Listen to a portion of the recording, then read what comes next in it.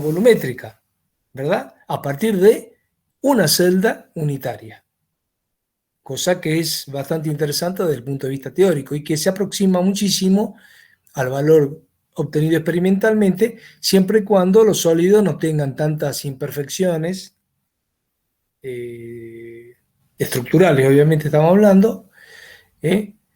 Se aproxima, o sea que desde un punto de vista completamente teórico, yo puedo tener una idea de cuál es una densidad, digamos, teórica de este tipo de cualquier tipo de material, en definitiva, que sea obviamente desde el punto de vista cristalino. ¿Eh? Y entonces, ese es uno de los primeros, de las primeras propiedades que ustedes pueden determinar. Y después aparecen otras que figuran como densidad planar y densidad lineal, que uno quizás eh, podría decir de qué sirve, cuál es la importancia que puede tener una densidad lineal o una densidad planar respecto de un sólido metálico, por ejemplo, y sobre todo pensando en cómo es su comportamiento mecánico.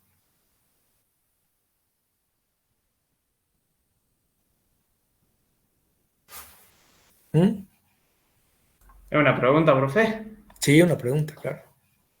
Y yo me imagino que eso está relacionado mucho con la resistencia, por ejemplo, el esfuerzo mecánico puede tener un material, porque mientras más denso sea en un plano o en una línea, menos propenso a romperse en esa dirección de esfuerzo tiene el sólido, digamos. Tu idea tiene sentido, pero está errada desde el punto de vista del concepto. Los planos más densamente empaquetados, frente a una solicitación de corte, por ejemplo, o sea, con fuerzas que son paralelas al plano densamente empaquetado, va a tender a deslizarse más fácilmente que cuando no está densamente empaquetado. ¿Ok? Entonces vos tenés que las deformaciones plásticas en los materiales metálicos están fuertemente vinculadas a el proceso de dislocaciones que tienen, que son imperfecciones, que bueno, que ese es el tema número 2 que toca hoy ver, y al los desplazamientos según líneas y según direcciones y planos de deslizamiento. Son los grandes causantes de la deformación plástica, sin ruptura obviamente, de los materiales metálicos. Y eso es lo que te permite a vos deformar, por supuesto que hay que aplicar energía, etcétera, etcétera, pero configurar partes a partir de una placa plana partes que sean útiles como producto terminado, ¿no? Por ejemplo, las partes de un vehículo. Ustedes han visto que las partes de un vehículo tienen formas muy diferentes, ¿verdad? Entonces, usted tiene una matriz, entra una placa plana, se aplica una matriz que viene a ser un punzón que viene con la configuración geométrica de la parte que ustedes quieran desarrollar, una puerta, el capot, cualquier parte de la carrocería, por ejemplo, se deforma plásticamente. Posteriormente, a veces es necesario hacer algún tipo de refuerzo interno, va a depender, pero es esa la forma en cómo se realiza, digamos. Y acá sí es importante de que, en este caso, de que el juego de los planos de deslizamiento, las líneas de deslizamiento y las dislocaciones jueguen un rol importante para que el material con la mínima energía se deforme plásticamente hasta obtener un producto determinado, ¿verdad? O sea, la deformación plástica hay que mirarla desde el punto de vista de qué me conviene a mí, ¿correcto? Si yo voy a poner un material, un perno que me está sujetando un funicular que me lleva 50 personas en elevación, ahí qué es lo que tengo que ver.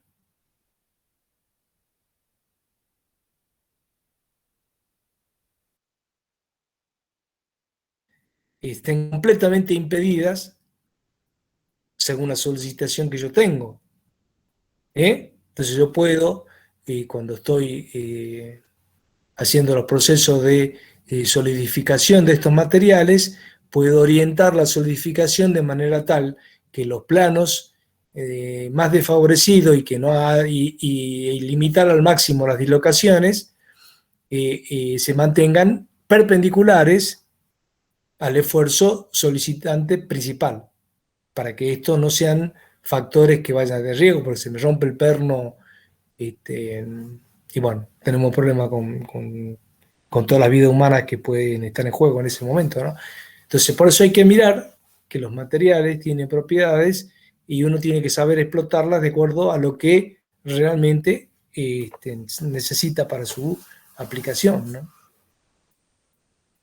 Es decir, a priori, ¿qué quiero decirle con esto?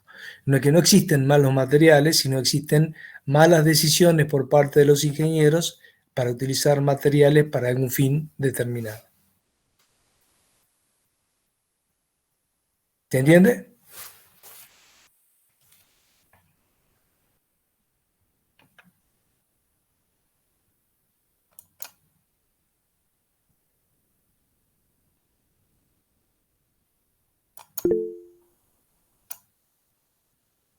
Bueno, ahí me han escrito por lo menos. Bueno, a ver, pasemos a alguna otra pregunta si hay, y si no, los dejo liberados para que ustedes vayan a seguir repasando. Profesor, Sí. ¿cómo es que las dislocaciones favorecen las deformaciones plásticas? A ver, este defecto, ¿qué tipo de defecto de la dislocación? Ya ¿Defecto tienen lineal? un defecto lineal, ¿eh? Hay una línea en donde falta una línea de átomos y esa dislocación entonces genera una distorsión en el retículo espacial y que está caracterizado obviamente por el vector de Burgers o el vector hamburguesa si lo quieren memorizar. Burger es hamburguesa en inglés. Entonces, ¿qué es lo que ocurre Pero claro, esta ausencia de esta línea de átomos en este retículo espacial, ¿cómo actuaría, digamos, frente a una solicitación? A ver, si yo no tengo solicitación, la dislocación queda tranquilo en el lugar donde está, ¿verdad? Ahora, si yo la someto a una solicitación, a esa dislocación, ¿qué es lo que va a pasar con esa línea de dislocación? Esa línea de dislocación se va a propagar en el sentido de el esfuerzo tangencial que se esté realizando, ¿verdad? Entonces, todo un bloque se va a ir desplazando sin que haya ruptura del material, pero sí hay deformación plástica, se va a ir desplazando a lo largo del sólido, de manera tal que el efecto, no importa cuál sea la dislocación que tenga, si es, digamos, de borde o de tornillo, o una mixta, el defecto final va a ser una deformación permanente que experimenta el sólido luego de la solicitación. Y el esfuerzo es realmente no es tan importante como para que se deforme plásticamente este material. Es decir, si yo voy a utilizar un material para grandes deformaciones, como ser, por ejemplo, lo típico, siempre doy el ejemplo, una pileta de cocina de estas de acero inoxidable. Tiene que tener grandes deformaciones, ¿verdad? El material para que se genere un recipiente estanco. Entonces acá, ¿qué me va a interesar? Que yo tenga muchas dislocaciones o pocas dislocaciones en este acero inoxidable.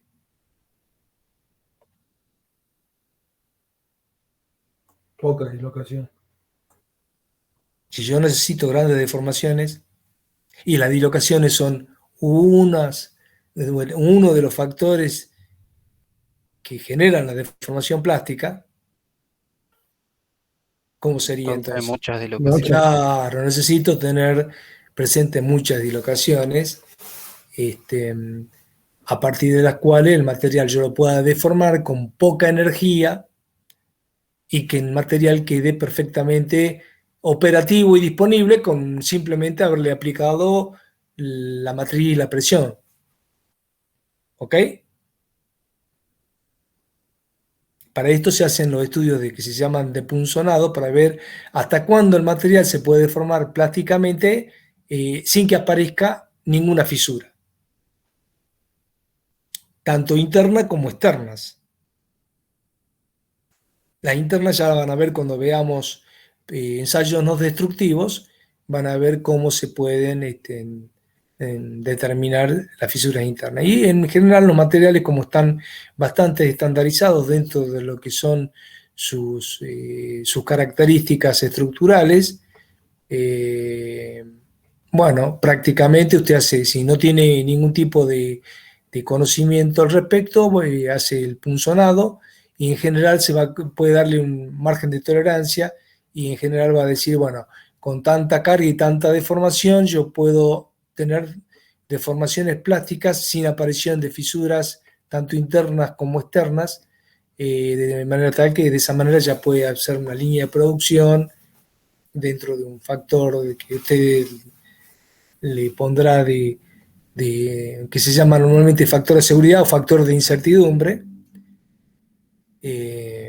Suponga que supongamos que yo con 100 megapascal y una deformación de un 45% no he observado, no se observa. Entonces usted dice, si yo después lo llevo eso trasladado a una producción en serie, pues yo voy a decir, bueno, no le voy a poner 100 megapascal, le voy a trabajar con presiones menores, y un 10% menor y con deformaciones que sean 5% menor. Entonces yo de esa manera estaría dentro de todo, pensando que los materiales son muy estándares, voy a poder trabajar dentro del lado de la seguridad, digamos.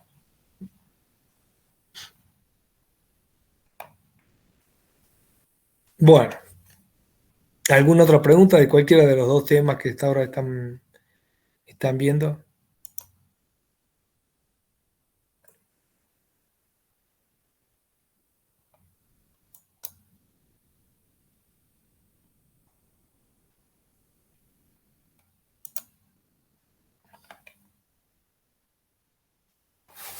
Es el momento de preguntar las inquietudes, las incertidumbres, porque después, complicado, ¿eh?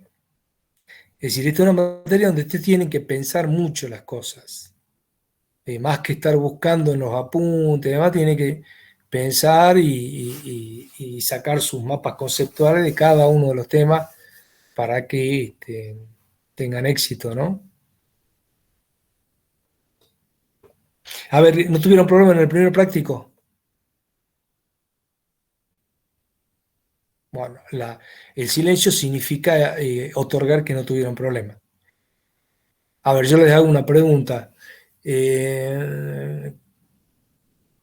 Una estructura cúbica simple, ¿qué cantidad de átomos equivalentes tiene?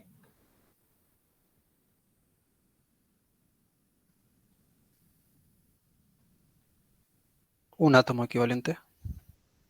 Un átomo equivalente, muy bien.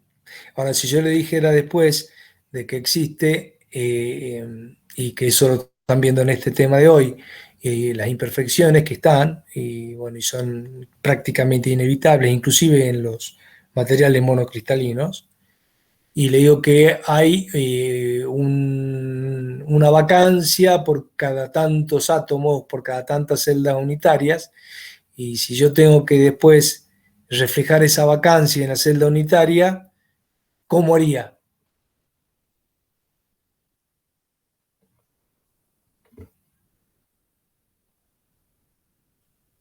¿Entienden la pregunta?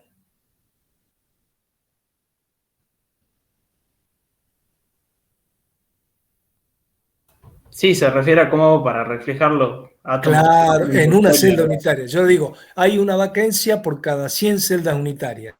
Significa que falta un átomo por cada 100 celdas unitarias. Ahora, ¿cómo haría usted para reflejar la cantidad de átomos equivalentes que hay en una celda unitaria con este tipo de restricción o condición de contorno, digamos?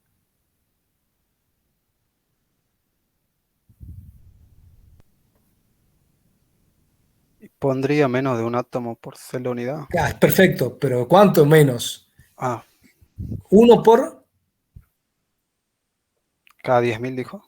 No, cada 100. Ah, cada 100. Uno por 1/100. Claro, ¿Ok? 1 menos 1/100. Perdón, uno exactamente. ¿Se dan cuenta cómo uno tiene que ir hilando las cosas para poder, eh, digamos, tener una idea clara y conceptual de esta materia? Todo tiene que ver con todo y todo hay que pensarlo para que, es decir, toda la cuestión significa trasladar la consigna en un modelo y después en un modelo matemático aplicando las ecuaciones de resolución correspondientes. Y esa es la forma como se tienen que encarar todos los problemas materiales. Eh, Muchos problemas, si no tienen que resolver muchos problemas del mismo tipo, sino tienen que resolver muchos tipos de problemas distintos. ¿Correcto? Es decir, usted aprendió a resolver un tipo de problema, ya está. No hay que resolver 100 veces el mismo tipo de problema, sino hay que resolver qué variantes de problemas se pueden presentar. De todas maneras, en los parciales nunca se va a hacer problemas que son completos, que nunca lo han visto, digamos, resolver. Siempre se hacen en función de los problemas que se han resuelto en los trabajos prácticos y de las consultas y los problemas que pueden surgir en las consultas. eh, tienen todas las herramientas para poder resolver el problema que se le va a presentar. Lo que pasa es que tienen que sentarse a pensar, a modelizarlo, graficarlo. Yo lo que noto es que cada vez las generaciones que vienen nuevas tienen un problema de que no plasman, o sea, no grafican el problema en una hoja, tratan de resolverlo mentalmente y la mejor manera siempre de resolver el problema es llevarlo a papel o a la computadora, si quieren, eh, para poder visualizarlo, ¿no? Eso está, yo noto que de las últimas generaciones de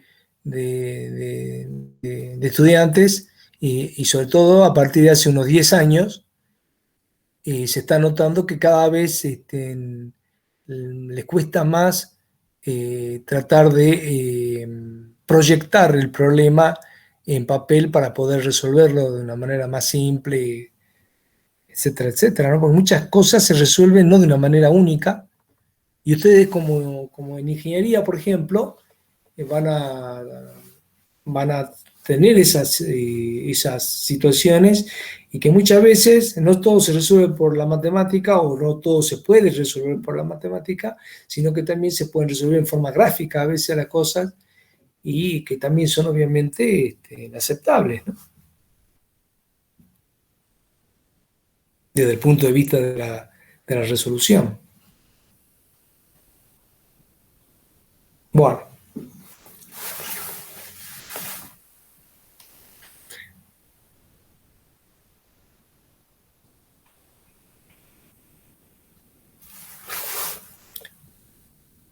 ¿ya estamos?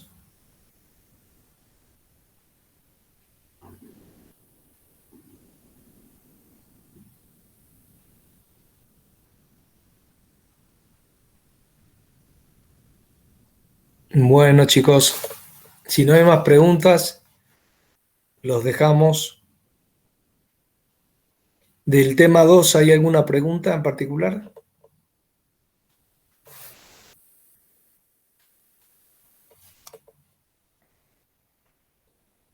¿Han visto ya la teoría del tema 2?